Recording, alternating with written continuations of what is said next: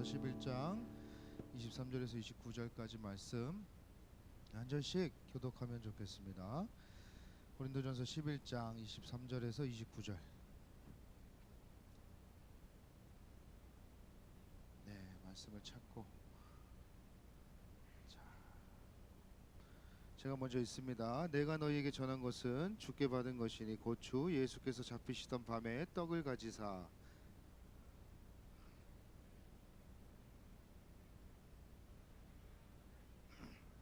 식후에 또한 그와 같이 잔을 가지시고 이르시되 이 잔은 내 피로 세운 새 언약이니 이것을 행하여 마실 때마다 나를 기념하라 하셨으니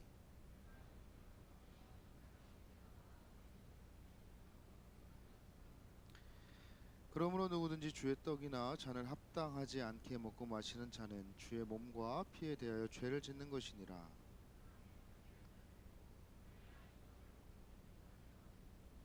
다 함께 있습니다. 주의 몸을 분별하지 못하고 먹고 마시는 자는 자기의 죄를 먹고 것이니라. 아멘. 할렐루야. 할렐루야. 네, 우리 좀 주일날 되면 여러분 좀 활기가 좀 있었으면 좋겠다라는 간절한 목사님의 바람이 되는데 모니터 소리 좀만 올려주실래요? 조명 좀 낮춰주시고. 여러분 한 주간 동안 순종의 사람으로 순종의 기도에 순종할 때까지 기도하는 그런 사람으로 여러분 살았습니까? 살았지? 네. 네. 그리고 또 개강 집회 가운데에 주님께서 큰 은혜를 주셨어요. 전날 뭐였어요? 고백이 있는 하루. 둘째 다 벌써 다 잊어버린 거야? 고백이 있는 하루. 두 번째 날 세 사람에게. 셋째 날 사랑하십니다. 여러분 이제 학교에 나아갈 텐데 그 말씀을 붙들고 여러분이 말씀 여러분 삶 가운데 역사할 때에 정말 놀라운 일들이 일어날 줄 믿습니다. 말씀을 들었고 은혜를 받았고 거기서 머물면 그것도 중요하지만 뭐 어떠한 여러분 삶 가운데 변화가 있겠습니까? 여러분 말씀을 꼭 가지고 여러분 삶 가운데 연결해 나갈 때 말씀과 기도로 또 여러분 삶으로 연결해 나갈 때 하나님의 놀라우신 그런 일들을 여러분들 경험할 줄 믿습니다. 오늘은 특별히 성찬식이 있는 주일이에요. 어른 예배 때는 뭐 더욱 우리 고등부 예배보다 자주 하지만 우리는 고등부에서 1년에 한 3번 정도 고등부 예배 때 성찬식을 하게 됩니다. 그런데 이 성찬에 대한 의미가 무엇인지 왜 성찬을 하는지 나는 안다. 손 들어보세요. 그래 잘했어. 여기서 손들면 안 돼. 여기서 손들면 내가 설교할 필요가 없잖아요. 오늘 성찬이 무엇인지 성찬의 의미가 무엇인지 왜 우리가 성찬을 해야 되는지 좀 말씀을 통해서 한 번쯤은 여러분들이 좀 알아야 되겠다라는 마음을 주셨어요. 그래서 성찬에 대한 말씀을 우리가 나누고 그 다음에 바로 성찬을 하도록 합니다. 여러분 오늘 말씀 통해서 성찬에 대한 자세와 우리의 마음 태도들이 조금 달라지는 그런 계기가 됐으면 좋겠고 꼭 기억해야 되는 성찬에 있어서 꼭 기억해야 되는 오늘 말씀을 듣고 기억해야 되는 이 사실은 여러분들이 꼭 정말 마음속에 깊이 담아두고 살아가길 바랍니다. 예수님께서 십자가에서 달리시기 전날 밤에 제자들과 함께 유월절 예비하는 절기를 지키면서 매우 특이한 유월절 음식을 제공하셨습니다. 당시 이스라엘 사람들이나 팔레스타인에 있던 모든 그런 지역에 살고 있는 유대인들뿐만이 아니라요 로마 제국에 흩어져 있던 유대인들도 양고기를 먹었습니다. 유월절 양고기를 먹었습니다. 당시 예수님은 제자들과 마지막 유월절을 지키기 위해서 지금 예루살렘에 와 계신 거예요. 그때는 예수님께서 다윗의 왕위를 잇는 유대인의 왕이다 라고 오셨기 때문에 제자들도 다 이제는 우리 예수님 한몫하시겠다, 구원자로서 이제 이 왕으로서 이제는 우리 살 길 폈다 라고 생각을 하고 있었던 거죠. 많은 백성들이 많은 사람들이 예수님이 들어오시는 것을 보면서 환영하고 막 종려나무 가지 흔들면서 환영했잖아요. 그랬을 때에 로마 제국에 있는 황제에게 저항하는 모반 행위로 보고 이제 다른 바리새인과 유대 사람들이 죽이려고 하는 거예요. 예수님을 잡아 죽이려고 하는 거예요. 그야말로 눈앞에 정말 긴박한 상황이 지금 닥친 전날 밤 제자들과 지금 함께 모여 계셨다는 거예요. 제자들은 예수님께서 유월절 음식을 지금 어디서 우리가 먹을 것인가에 대한 질문을 한 거죠.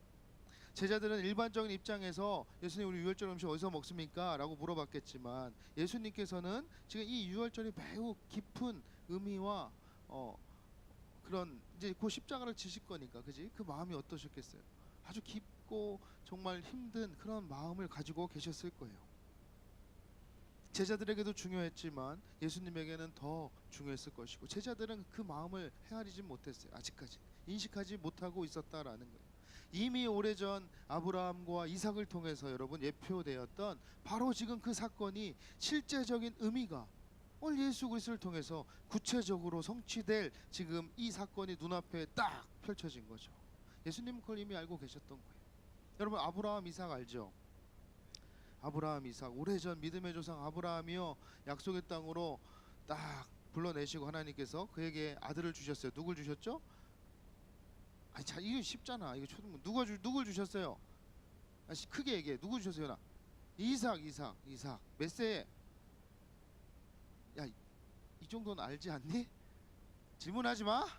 이 정도는 알잖아. 자식이 얘기도 돼요. 아브라함에게 정말 자식이 없었는데 하나님께서 은혜를 주셔서 100세의 아들 이삭을 주셨어요. 그런데 100세의 아들 주셔서 얼마나 좋았을까, 얼마나 기뻤을까. 그런데 어떻게 하라고 그랬어요? 제물로 바치라고. 그러니까 아브라함이 하나님 말씀에 순종해서 지금 모리아산으로 지금 제사를 드리러 갑니다. 칼과 불 그리고 제물에 태울 나무 다 막 준비해서 모리아산에 이릅니다. 모리아산에 도착할 때쯤 이삭이 뭐라 그래요? 아빠 근데 다 있는데 제물은 어디 있습니까? 라고 묻잖아요. 그렇죠? 그때 아브라함이 뭐랬어요? 하나님께서 친히 제물을 준비하실 것이다. 그게 뭐야? 여호와 이레였잖아요. 여호와 이레. 여호와께서 준비하신다. 하나님께서 준비하실 거야. 준비해 놓으셨을 거야. 라고 얘기를 합니다. 하나님의 어린 양인 예수 그리스도가요, 이 땅에 오셔서 하나님을 위해 완벽한 제물로 바쳐지게 될 것을 지금 이미 구약시대 그 시대부터 예표를 하셨다라고 하죠.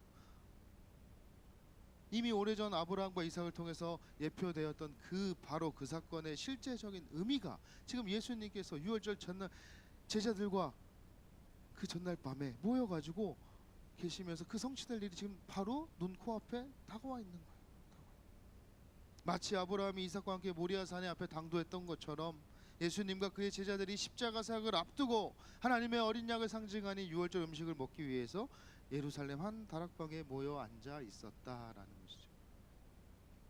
그런데 거기에 있어야 할 유월절 양고기가 없으니까 분명 제자들은요, 예수님이 야 양고기 가져와라 뭐라고 지시해 줄 거를 기다리고 있었을 거예요. 기대하고 있었을 거예요. 당시 제자들은 모든 것을 예수님께 물어보고 그의 말씀을 따랐었잖아요. 나귀 새끼 구하러 갈 때도 예수님이 야 저기 가서 나귀 새끼 가져와라. 유월절 음식을 먹을 다락방을 구할 때도 예수님께서 지시하셨으니까 아마도 유월절 양고기도 우리에게 예수님께서 지시하실 것이다, 말씀하실 것이다 라고 기대하면서 기다렸을 거예요. 그러나 예수님께서는 제자들에게 양고기를 구해 오라는 명령을 하신 대신에 떡과 포도주를 떼어 주시면서 나눠 주시면서 그것이 나의 몸이라고 먹고 마시라고 말씀하신 거예요. 오늘 조금 딱딱할 수 있어요, 내용이. 왜냐하면 이 성찬에 대한 교리적인 부분들이 좀 딱딱할 수 있지만 여러분들이 집중해서 좀 따라왔으면 좋겠습니다. 이것이 하나님과 그의 백성들 사이에 맺어지게 될 새 언약이라는 거예요. 예수님께서 십자가 사역을 통해서 자신의 거룩한 몸을 자기 자녀들이 먹고 마실 신령한 음식으로 주실 것에 대한 언약의 말씀이라는 거예요. 따라서 자기가 부활 승천하신 후, 예수님이 부활 승천하신 후 이 땅에 다시 재림하실 때까지 나를 기억하고 나를 기념해서 성찬을 나누도록 명령하신 거예요. 그게 성찬 예식이에요.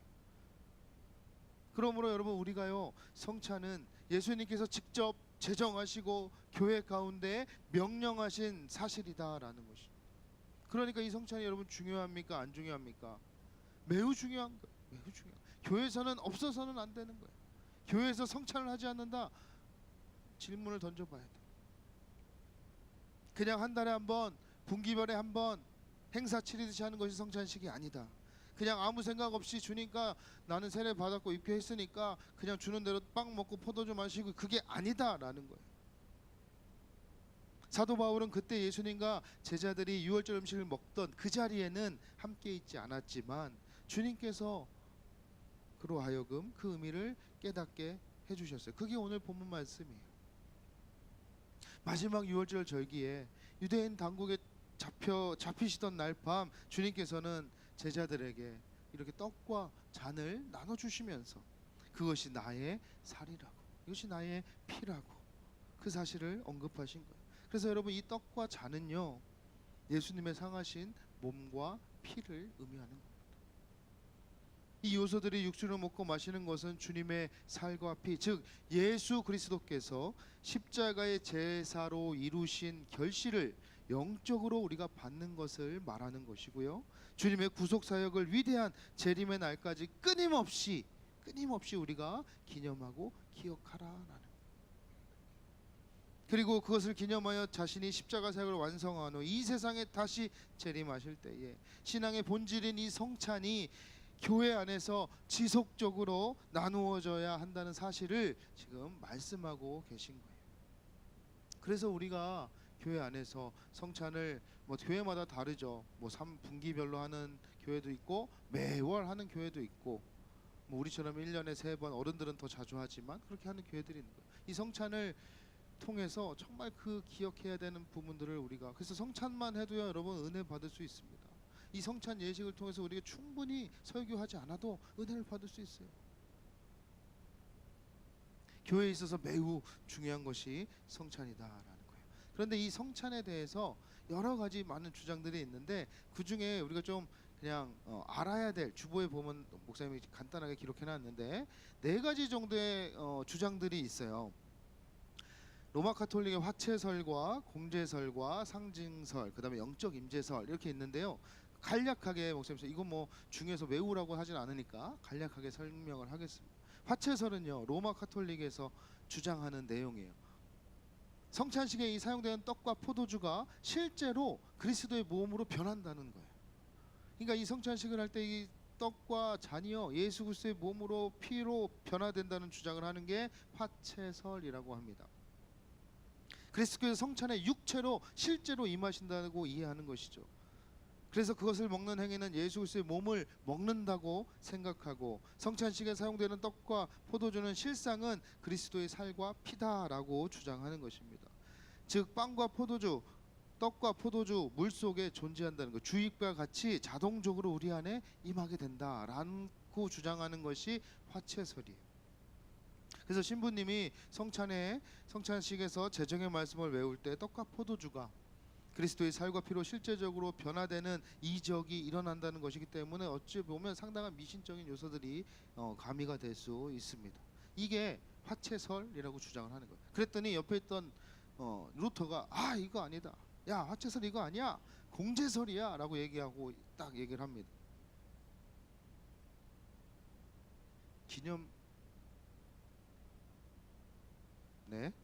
루터가 성찬식에 사용된 떡과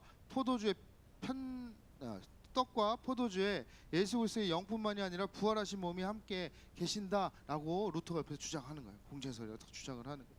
떡과 포도주를 먹을 때 그것이 예수 그리스도의 살과 피로 직접 변하는 것은 아니지만 성찬에 예수 그리스도의 몸이 임재하는 것을 지금 얘기합니다.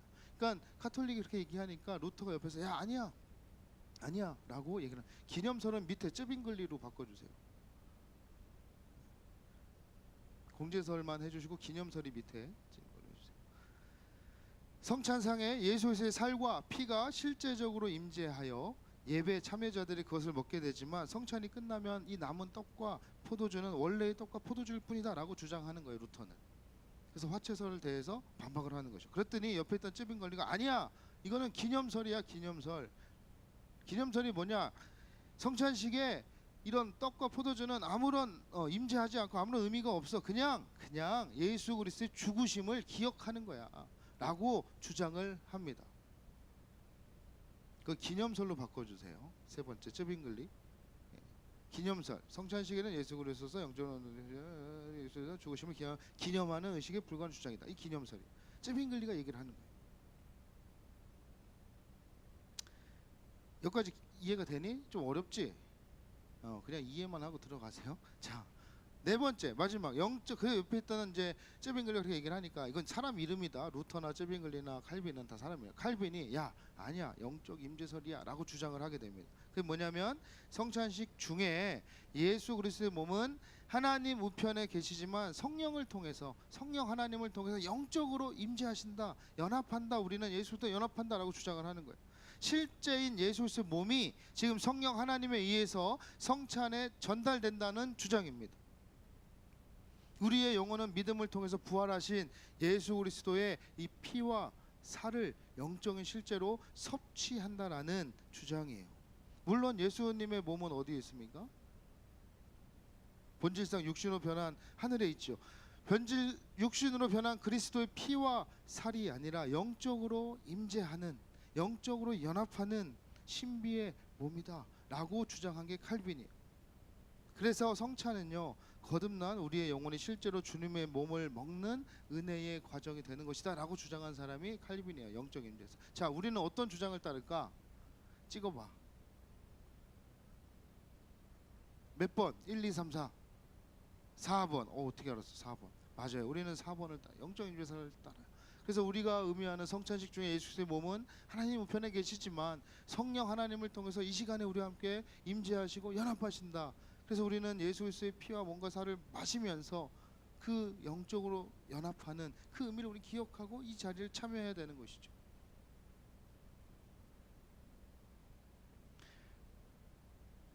떡과 포도주에 그리스도의 육체적 임재가 아니라 영적으로 임한다, 영적으로 임재한다라는 것을 말하고 있습니다. 그래서 이 성찬은요, 여러분, 예수님의 살과 피를 상징하기 때문에 매우 중요하고 자기가 원한다고 해서 마음대로 참여할 수 있는 것이 아닙니다.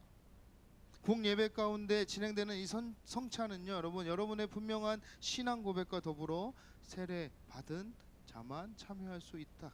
그래서 그런 거예요. 우리가 27절부터 29절 다시 한번 읽어볼까요? 27절부터 29절. 자, 27절 시작.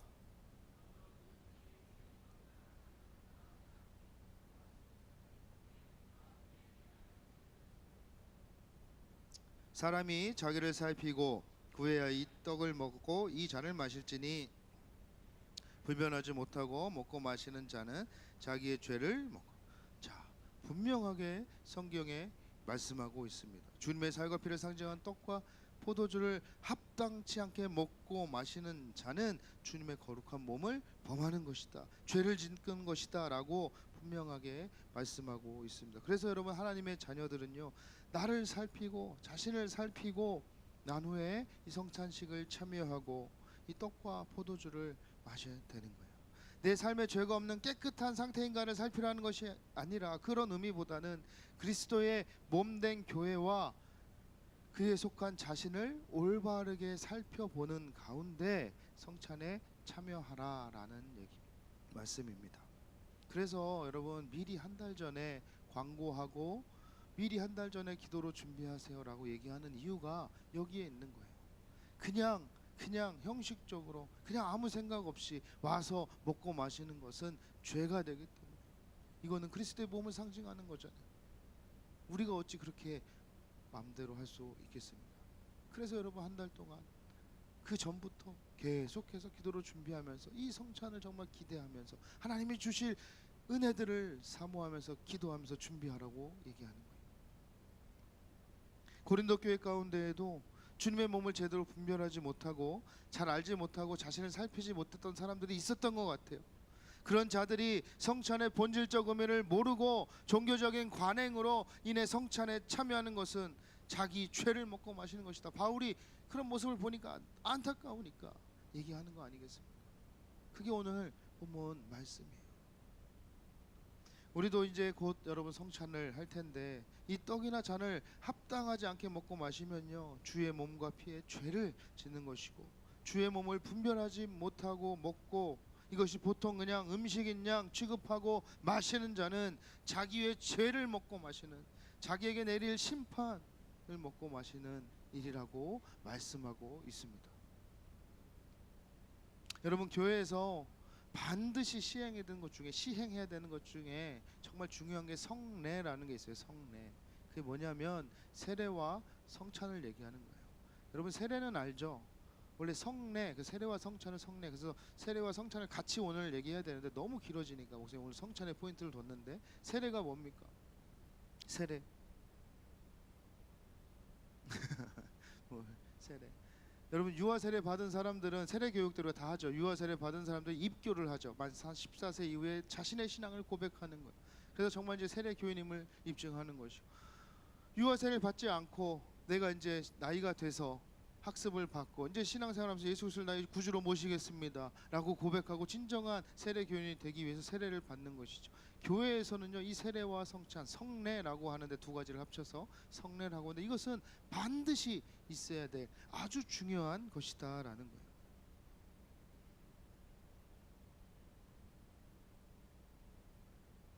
교회에 세례와 성찬이 없으면 예수님의 교회가 아니며 비록 세례 성례 의식이 행해지고 있더라도 이 참여자들이요 그 예식의 내용과 의미를 모른 채 형식적으로 참여한다면 바른 참된 교회라 할 수 없다는 것입니다. 세례와 성찬은 예수님이 다시 오실 때까지 교회에게 명하시는 제도이고, 우리는 이 성례를 시행함으로 예수님과 친밀한 관계를 여러분 확인하고 내가 하나님의 백성 됐고 하나님의 자녀됨을, 우리가 예수님 안에 속해 있음을 확인하게 되는 것입니다. 그래서 여러분 우리가 이 성찬을 이제 시행할 때에 여러분들이 꼭 기억해야 될 세 가지가 있어요. 짧게 꼭 기억해야 될 세 가지가 있는데 첫 번째 읽어봅시다. 시작. 성찬은 예수님의 죽으심에 대한 상징적인 표현입니다. 떡을 떼는 것은 그리스도의 몸을 찢는 것을 상징하고, 잔을 비우는 것은 그리스도가 흘리신 피, 보혈을 말하는 거예요. 상징하는 거예요. 우리가 성찬에 참여하는 것은요 자신이 그리스도와 내가 예수님과 연합되었고 그의 죽으심에 참여했음을 상징적으로 보여주는 거예요. 이제 나도 예수 그리스도와 함께 십자가에 못 박혔다. 여러분 성찬에 참여할 때 예수님의 죽으심에 내가 함께 참여한다라는 것을 꼭 기억하길 바랍니다. 두 번째 읽어봅시다. 시작. 성찬을 통해 아까 우리 말씀에도 읽었지만 십자가의 속죄의 은혜로 인해서 하나님이 성도 모두와 맺으신 놀라운 새 언약에 우리가 참여하는 것이다라는 거예요. 주님의 인간의 머리 대표 되심으로 성도가 주의 만찬을 참여할 때마다요 이 새 언약 모든 내용과 새 언약을 선포하셨습니다. 히브리서 8장 8절에서 12절 말씀에 보면 8절 9절만 한번 읽어볼까요? 시작. 그들의 잘못을 지적하여 말씀하시되 주께서 이르시되 볼지어다 나리니 내가 이스라엘 집과 유다 집과 더불어 새 언약을 맺으리라. 네, 여기까지. 새 언약을 하나님께서 우리에게 예수 그리스도 통해서 맺어주셨다. 이 사실을 여러분 꼭 기억하시길 바랍니다. 하나님은 성도가 새 언약에 있는, 예수 그리스도를 통해서 새 언약에 있는 하나님의 자녀이고 그분의 선택을 받아 그리스도 안에 있는 모든 복과 유익을 소유했다는 사실을 깨닫게 하시고 감사하게 하신다는 거예요. 더 나아가 성도는, 하나님의 백성은 성찬에 참여함으로 주 예수 그리스도 생명을 얻고 그리스도인의 삶을 살 수 있는 능력을 받았음을 깨닫게 하는 것입니다. 이게 새 언약에 참여하는 거예요. 마지막 세 번째 우리가 기억해야 될 것, 세 번째 시작. 그리스도의 연합, 예수님과의 연합뿐만이 아니라요 여러분 옆에 있는 친구들, 우리 안에 있는 그리스도 안에 있는 형제 자매들과 서로 그리스도로 인하여 연합하는 것이다 라는 거예요. 고린도전서 10장 16, 17절 함께 읽어봅시다. 16, 17절 띄워주세요. 없어요? 고린도전서 10장 없어요? 제가 이거, 우리가 축복하는 바와 축복의 잔은 그리스도의 피에 참여함이 아니며 우리가 떼는 떡은 그리스도의 몸에 참여함이 아니냐. 떡이 하나요 많은 우리가 한 몸이니 이는 우리가 다 한 떡에 참여함이라 라고 말씀합니다. 바울은 성찬에 참여하는 자가 그리스도에게 참여하는 자다, 그리스도와 하나 된 자다, 한 몸인 자다라고 말씀하면서 성도가 서로 함께 성찬을 나눔으로써 교제와 사랑을 나누는 것이다까지 바울은 말씀하고 있는 거예요. 얘기하고 있는 거예요. 더 나아가 주님의 이 죽으심을 전파하는 의미까지도 담고 있습니다.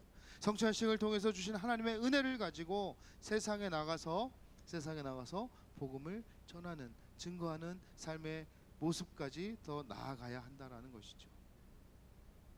사랑하는 고등부 여러분, 오늘 좀 말씀이 어렵고 딱딱할 수 있어요. 어렵죠? 어렵니? 얼굴이 막 멘탈이 나갔어요. 다 자네. 내가 뭐라고 할 수가 없다, 딱딱해서. 그런데 여러분 꼭 이 기억할 세 가지를 여러분 꼭 기억했으면 좋겠어. 따라해. 죽세연. 뭘까? 죽으심, 세연양. 하나. 다시 죽세연. 우리가 성찬을 할 때 기억해야 되는 거 죽세연. 예수 그리스도의 죽으심, 예수 그리스도의 세연양 참여하는 거. 그 다음에 성도와 성도 간의 연합과 교제. 다시 한번 죽세연. 야, 이것도 안 따라하면 안 된다. 이거 세 가지. 다시 시작. 그거 세 가지만 기억하고 가세요. 그래서 오늘 이 시간에 상천을 할 겁니다.